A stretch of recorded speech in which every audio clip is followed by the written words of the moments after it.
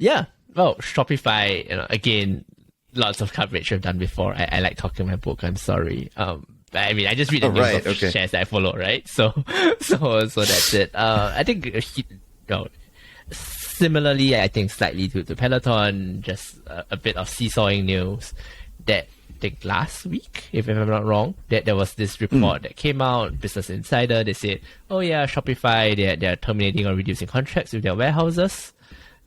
That means that kind of means that they're cutting their fulfillment network down.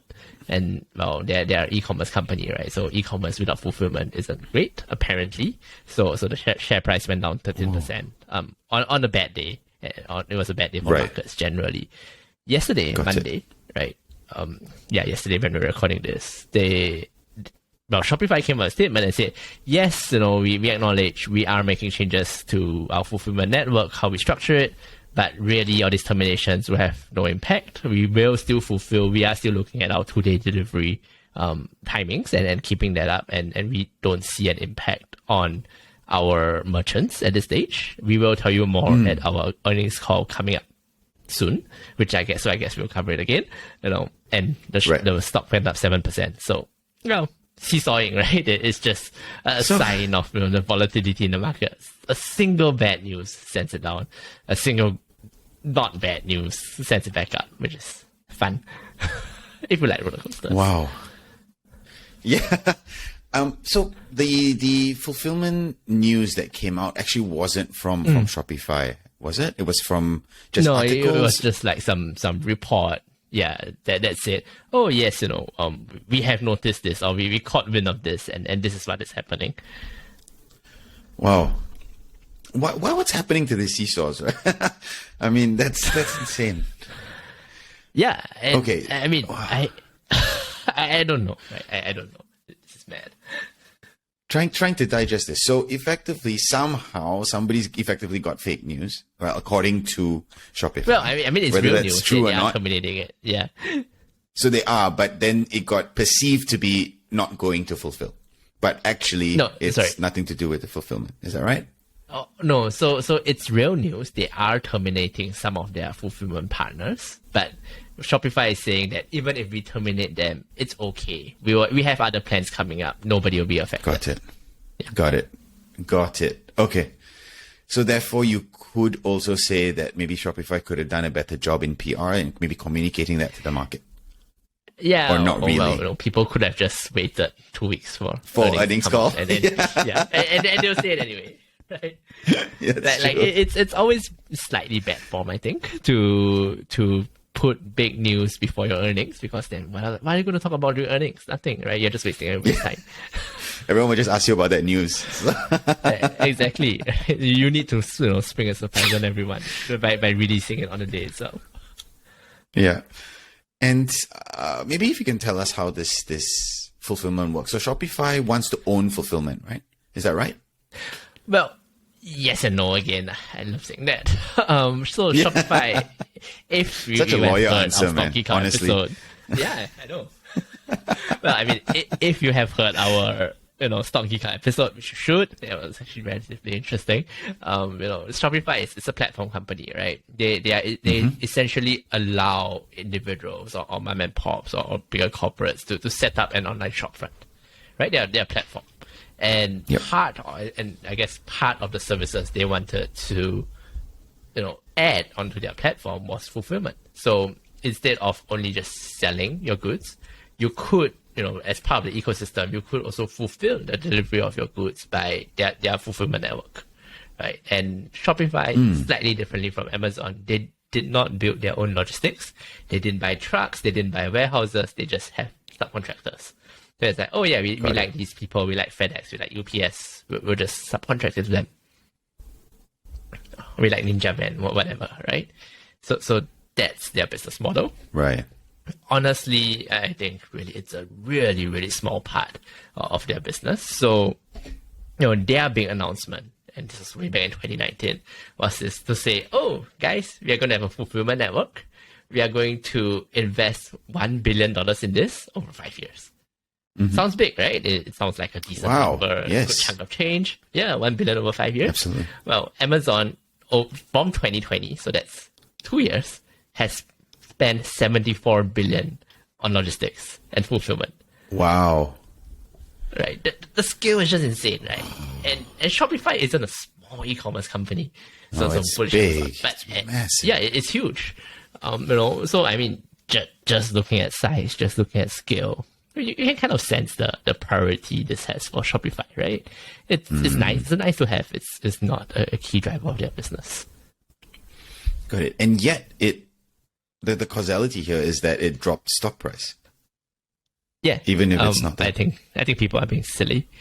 Right. Okay. And I mean, look, I think it's just a very nice comparator, right? You have Shopify, the whole narrative of arming the rebels going up against Amazon, fighting their dominance. And well, what has Amazon been doing, right? Amazon has a marketplace. They are doing fulfillment. They're doing logistics. So Shopify, you're their competitor. Shouldn't you do the same? Right? You should also go to logistics, right? But I think that kind of misses the forest for the trees, right? Because at the end of the day, Shopify has a very different business model from Amazon, right? We didn't cover this in Stocking Out, so I can say it. Go for it. We at the end of the day, they are a platform. They have much better. They have much better margins, right? They are a software seller in essence, right? They don't Absolutely. They do very little first party. They want to build an ecosystem for merchants, so they make it easy to sell. They provide financing. They provide all of that, which Amazon doesn't really put an effort into, right? Amazon wants to buy your goods, white label them, and then sell them themselves, right? Yeah. And you can see this in the different margins, right? Like Shopify has operating margin of 12%, decent, not great margins for a pure software company, but decent for a retailer, right? Amazon, even with AWS, which is like huge 20+% operating margins, to average it out, comes out at 6, right? So they're really spending a lot of money, right? Here. Yeah, they're and structurally the businesses are just different, right? Logistics is a low margin, high volume business. Shopify not going in too much into it. I'm fine, right? As a small shareholder of Shopify, I'm fine with it. So take us through that, right? So obviously you're talking about your book here, and from your tone and all that, you're still bullish on Shopify. You think that they're still going to do well. Maybe tell us a bit more there. Yeah, I think they have been growing, kind of gangbusters, right? I mean, 2019 to 2020 revenue growth was like 100%. Right, off billions. So it was already a decent size. It grew 100%. Growth slowed last. No, the estimated growth for 2021, we'll know next week or next week, is a lot slower. It's mere 50%. So still great growth, good margins. Yeah. They are profitable. Yeah. They are free cash flow positive, and I like Netflix. That. I like that. Yeah, I like that. It's like the first thing I look out for. Yes, do they make money? Totally. Yes, very good. And their margins are decent. And at the end of the day, I mean, we talked a bit about Netflix and Peloton just now, and we had so many question marks about their business model, right? But we know e-commerce works. We know Amazon works. They make money. Baba makes money. JD makes money. E-commerce as a business is kind of like a trivial problem, right? People know that at scale they can make money. It's just getting to scale that's the issue. So yeah, I think it's kind of de-risked quite a bit. Because the business model, everybody knows how the flywheel works. Everybody can build towards it. Yeah, it's easy. Well, not easy, but I mean it's hard to do it. But it's easy for me to say that. Oh yeah, this looks fine. I can buy into the story quite readily, and if it can continue growing, I think that's great. Nice. So let me throw you a curveball or a spanner, right? So if I can take this a little bit back, and you said Shopify has earnings call in 2 weeks. So say they meet expectations, or they have really good numbers for Q4. Awesome. What do you think? In again, this is just conjecture. What do you think Q1 forecasting is going to be? Should it be about the same? Should it decrease? And the reason I'm asking is, just like what happened with Netflix, could that also happen with Shopify? So if their Q1 figures aren't as growthy, if I can use that word, Yes. as Q4? Do you expect, just like Netflix, to go down a bit, being a software business, or do you think it's go down completely a lot. different industry? Please go down a lot. I think this is the play for tech growth earnings calls now. Just buy like a day before, buy a put option like 10% below the price 2 days before. You more likely than not you'll make money. Right? Not financial advice. Please don't do it. I myself don't do it because it's insanely risky. It's literally a gamble, right? So I can't put real money into it. But yeah, I mean, there was. I mean, you saw in the Telegram group, right? This guy made 800K from playing Netflix earnings, right? One put option. Oh, sorry, one position, right? Turned 30K into 800K, right? That's insane. Overnight. This is better than crypto. Crypto still takes like 2 weeks. Oh man. So you wanted to go down then, Anthony? Yeah, I think, look, at the end of the day, I'm longer term, right? And I think it's a good business. I think it's a business that can continue growing, right? And so, yeah, if it comes out cheaper and I can buy it at a cheaper rate, and while still being able to believe that it can grow, why not? Right? I think that's my attitude towards like the whole tech most of it carnage right now. It's like, I like these companies and they are decently cheap right now. Hooray, time to buy. Yes, that's true.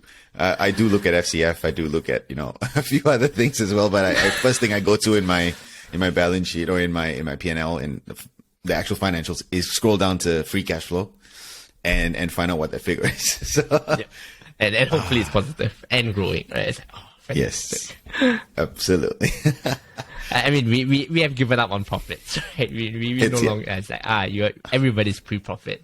They have to be post-revenue, but hopefully they are also positive free cash flow. Absolutely.